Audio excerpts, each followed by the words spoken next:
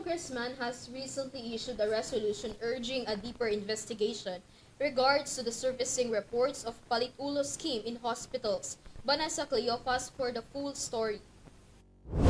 After several victims of the Palit-Ulo scheme surfaced at a hospital in Valenzuela City, Agri-Party-List Representative Wilbert Lee issued a House resolution seeking a congressional investigation into the anomalous practices of a hospital towards patients who are unable to settle their bills. In his proposed resolution, Lee emphasized the illegal Palit-Ulo activities conducted by a certain official of Allied Care Expert or ACE Medical Hospital in Valenzuela against their patient. This involved the refusal to discharge patient from the hospital unless they settle their bills in full or there's an exchange arrangement within the facility. Additionally, they were reported to withhold the death certificate of the deceased patients. According to Lee, this constitutes criminal liability for serious illegal detention and slight illegal detention under the revised penal code. Therefore, Lee supports the issuance of a warrant arrest by Valenzuela Metropolitan Trial Court Branch 109 against several hospital officials involved in the Palit-Ulo scheme. Through this measure, he believes that those responsible will be held accountable under the law and justice will be served for the victims.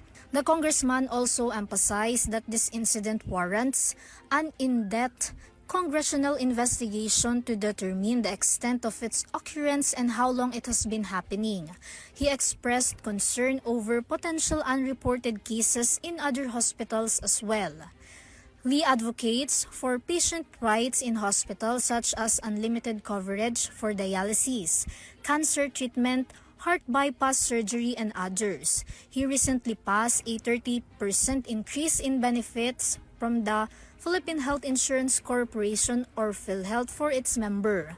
For this reason, his sympathy towards the fate of the victims of the Palit-Ulo schemes is serious. Meanwhile, relatives of the victims the Palit-Ulo scheme along with Valenzuela City Mayor Wes Gatchalian came forward. The city also enacted an anti-hospital detention ordinance prohibiting the detention of patients who cannot pay their bills. Under this ordinance, hospitals must issue birth certificate and death certificate to patients even if they have not completed payment.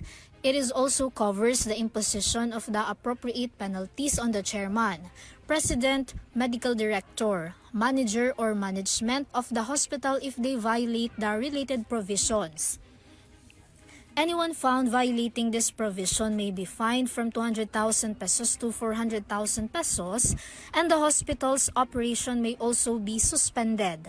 The hospital in question initially denied the allegation, stating that they accept promissory notes from patients who cannot yet pay. However, Mayor West stated that several other victims have approached them, claiming similar cases in other branches of ACE Hospital. This is Vanessa Cleofas for your TV News.